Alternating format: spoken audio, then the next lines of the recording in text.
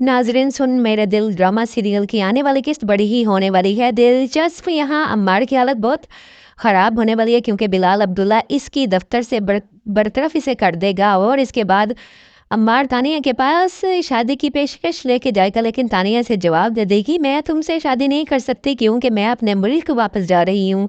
मैं तुम जैसे खुदगर्ज इंसान के साथ नहीं रह सकती।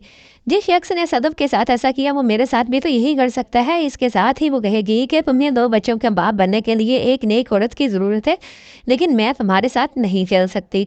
अमार की मुश्किलात बढ़ती जा रही हैं। अब वो ना इधर का रहा और ना उधर का। इसके बुरे अमाल के नताइज इसके सामने आने वाले हैं क्योंकि ना इसके पास सदफ रहेगी और ना ही इसके पास नौकरी रहेगी। इस तरीके से ये जो है बहुत ज़्यादा तबाह बर्बाद हो जाएगा।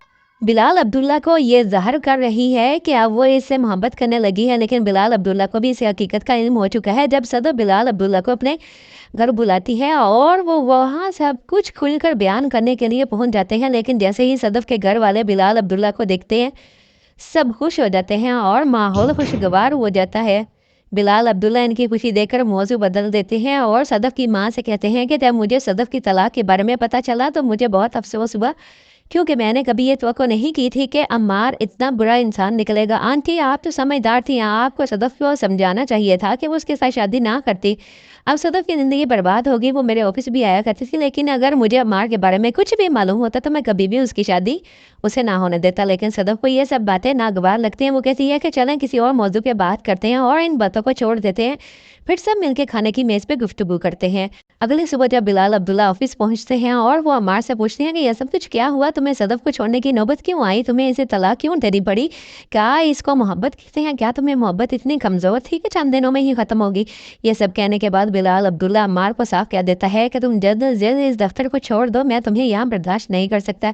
जैसे ही अम्मार तानिया को एक आखिरी पैगाम भेजता है, तानिया से सख्त अल्फाज में जवाब देती है कि जो शख्स अपनी बीवी का वफादार नहीं हो सका वो मेरा कैसे हो सकता है। मैं तुमसे जैसे शख्स के साथ नहीं रह सकती। इसके साथ ही वो अपना फैसला सुनाती है कि मैं ये मुल्क छोड़ के वापस जा रही हूँ। मुझे इस मुल्क ने कुछ नहीं दिया। अगर तुम सदफ जैसी मासूम लड़की को धोखा दे सकते हो तो मेरे साथ भी तो बुरा कर सकते हो, इसलिए मैं तुमसे शादी नहीं कर सकती। ये कहकर वो इसे झिड़क देती है और कहती है कि यहाँ से चले जाओ वरना मैं अपने गार्ड्स को बुलवा कर तुम्हारी यहाँ से बाहर निकाल दूंगी। तो दोस्तों ये था वो इंजाम जो अम्मार को भुगतना पड़ा। हम सब भी तवक्को कर रहे थे कि कहानी का इख्तिताम कुछ ऐसा ही होगा। अब देखना ये है कि सदफ के साथ क्या होता है, क्या बिलाल अब्दुल्ला सदफ से शादी करेगा या नहीं।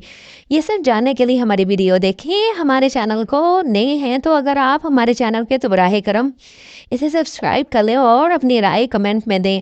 हमें लाइक ज़रूर करें। शुक्रिया। मिलते हैं अगली वीडियो में एक अच्छे से रिव्यू के साथ। तब तक के लिए अल्लाह निगहबान।